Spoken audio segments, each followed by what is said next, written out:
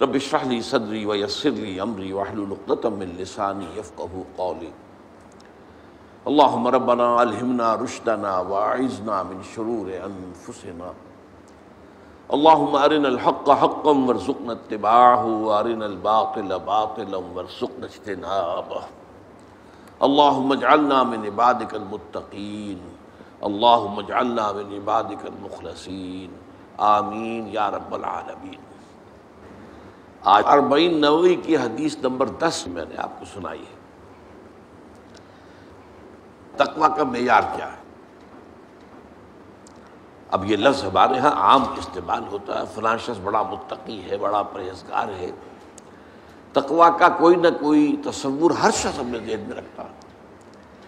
عام طور پر صورت یہ ہے کہ ایک تو تقویٰ کو عبادات سے متعلق مانا جاتا ہے، نماز کتنی پابندی سے پڑھتا ہے، کیسے خشوع و خضوع سے پڑھتا ہے، اور روزہ جو ہے وہ کس طرح اہتمام سے رکھتا ہے، اللہ کی راہ میں کتنا کچھ خرچ کرتا ہے زکوٰۃ کے علاوہ، حج کتنے کرتا ہے، عمرے کتنے کرتا ہے۔ اب یہ تمام چیزیں گویا کہ ہمارے ہاں تقویٰ کا ایک پیمانہ ہے۔ یا پھر کچھ ظواہر ہیں، لباس ہے، وضاقتہ ہے، لباس جو ہے وہ شریعت کے اصولوں کے مطابق ہو، زیادہ سے زیادہ اتباع رسول کا اس سے اظہار ہو سکے، وضاقتہ اپنی جو ہے شکل و صورت کی زیادہ سے زیادہ رسول کی سنت اور اتباع کے مطابق ہو، وغیرہ وغیرہ۔ یہ ساری چیزیں تو وہ ہیں جو ہمارے ذہنوں میں موجود ہیں، لیکن یہاں سورہ بقرہ کے 23ویں رکوع کے آخر میں وہ آیت آئی ہے وَلَا تَأْكُلُوا أَمْوَالَكُمْ بَيْنَكُمْ بِالْبَاطِلِ، اور دیکھو تم ایک دوسرے کے مال آپس میں باطل طریقے سے مت کھاؤ۔ کیا مراد ہے؟ دنیا میں ظاہر بات ہے ہم زندگی گزارتے ہیں، لین دین تو ہوتا ہے نا۔ آپ گئے، آپ نے کچھ پیسے دیے، کوئی چیز خریدی، اب بیچنے والے نے اگر دھوکہ دیا ہے تو جو پیسے آپ نے اسے دیے وہ اس کے لیے حرام ہو گئے۔ اگر اس نے اپنی اس شے کا نقص چھپایا ہے تو اس نے اپنے اوپر اس آمدنی کو حرام کر لیا۔ جیسے کہ حدیث میں آتا ہے کہ ایک منڈی کے اندر گندم کا ڈھیر لگا ہوا ہے، اب کچھ گندم تھی کہ جو سیلی ہو گئی تھی، گیلی تھی، اسے تو اس دکاندار نے نیچے کر دیا، اوپر خشک گندم، تاکہ آ کے آدمی دیکھے تو خشک گندم نظر آئے۔ فرمایا گیا کہ اس نے دھوکہ دیا ہے اور اس کی وجہ سے اس کی ساری کمائی حرام ہو گئی۔ تو معاملات کا جو سلسلہ ہے اصل میں تقویٰ کا لٹمس ٹیسٹ وہ ہے، ورنہ داڑھیوں کا طول ہو، لمبی داڑھی کتنی لمبی ہے، پائنچا کتنا اونچا ہے، نصف ساق تک پہنچا ہوا، آدھی پنڈلی تک پہنچ گیا، اونچا ہوتا ہوتا، یہ تقویٰ کے معیار نہیں ہے۔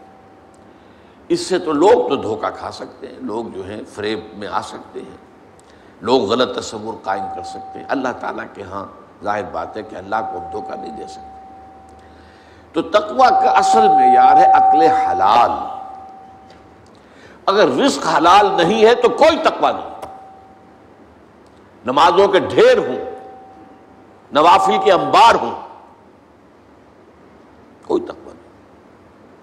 اگر جو کچھ کھا رہے ہو وہ حلال نہیں، اصلاً حلال ہو اور حلال طریقے سے حاصل کیا گیا۔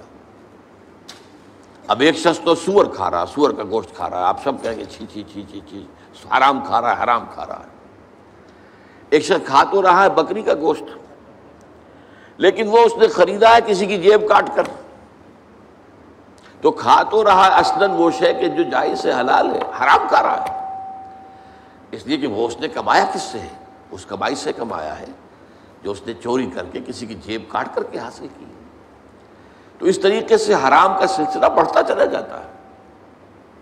ایک شخص دے رہا ہے پہرا، لیکن کہاں دے رہا ہے؟ ڈاکوؤں کے ڈیرے پر، تو ظاہر بات ہے کہ وہ جو کمائی کر رہا ہے حرام کر رہا ہے۔ ایک شخص پہرے دار بنا کھڑا ہے، گارڈ ہے بینک کے دروازے پر، تو حرام ہے، کام غلط کر رہا ہے۔ اس اعتبار سے ویسے اس مسئلے کو اگر آپ بڑھاتے چلے جائیں گے تو آخری بات جو میں کہا کرتا ہوں ذرا کان کھول کر سن لیجئے۔ ایک ایسے ماحول میں جس میں دین حق غالب نہ ہو بلکہ باطل کا نظام ہو، سانس لینا بھی حرام ہے،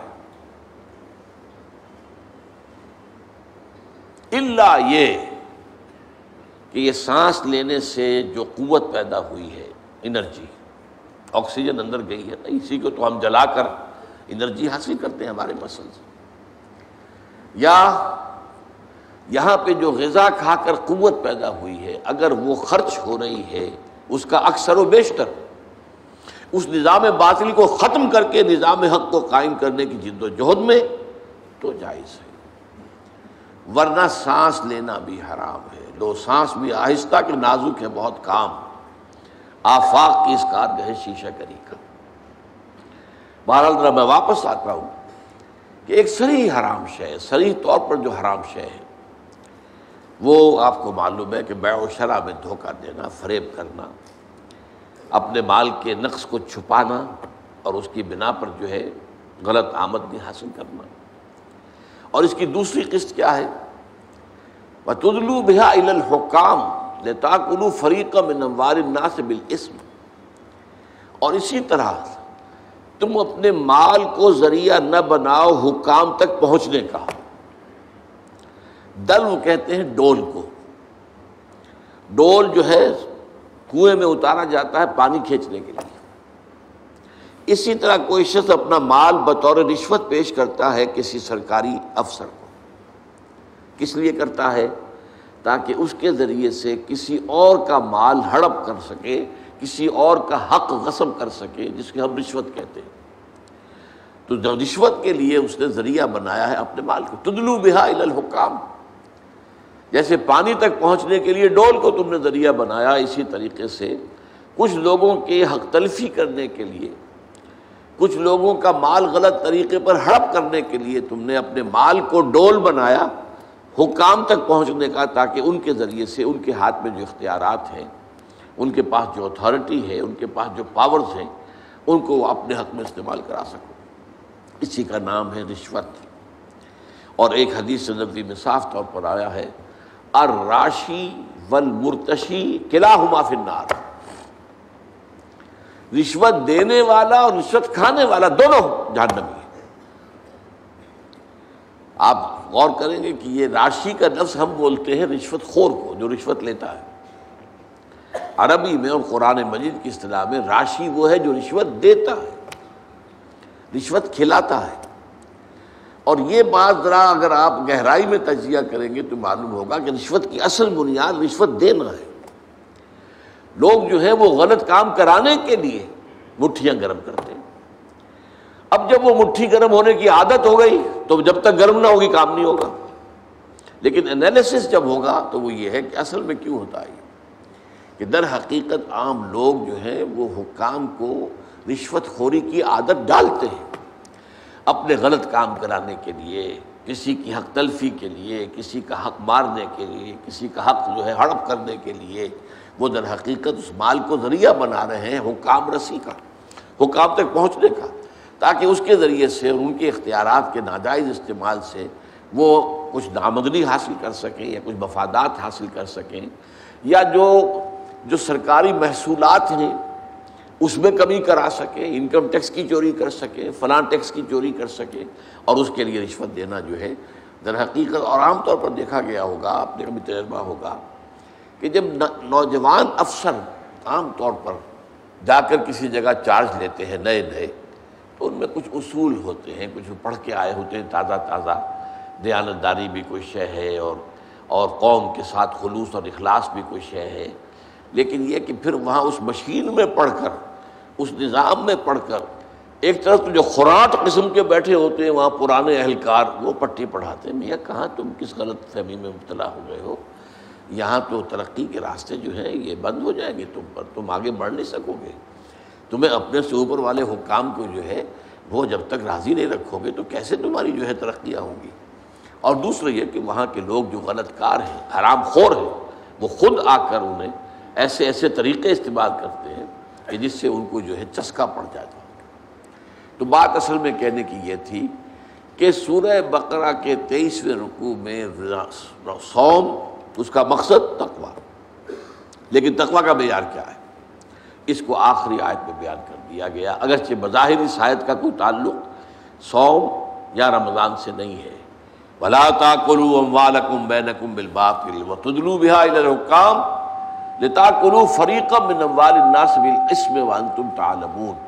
اگر تم جان بوجھ کر یہ کرو گے تو ظاہر بات ہے کہ اللہ کے عذاب کے مستحق ہو جاؤ گے۔ ہاں کبھی غلط فہمی ہو سکتی ہے، جیسے میں نے کہا کوئی شخص غلط فہمی میں سور کا گوشت کھا رہا ہے، اس کو پتہ نہیں کہ یہ سور کا گوشت ہے، بلکہ اسے تو کسی نے یہ دھوکہ دیا کہ نہیں بکری کا گوشت ہے اور وہ کھا رہا ہے، یا وہ مجرم تو نہیں ہوگا، وہ اصل میں سور نہیں کھا رہا ہے۔ تو غلط فہمی میں اور لا علمی میں اگر کوئی حرکت ہو جائے تو وہ بالکل اللہ تعالیٰ کے ہاں جو ہے کنڈون ہو جائے گی، معاف ہو جائے گی۔ لیکن انتم تعلمون، جانتے بوجھتے اگر یہ کام کرو گے تو پھر ظاہر بات ہے کہ پھر اللہ تعالیٰ کی طرف سے یوں جان لو کہ تقویٰ کی نفی ہو گئی تمہاری۔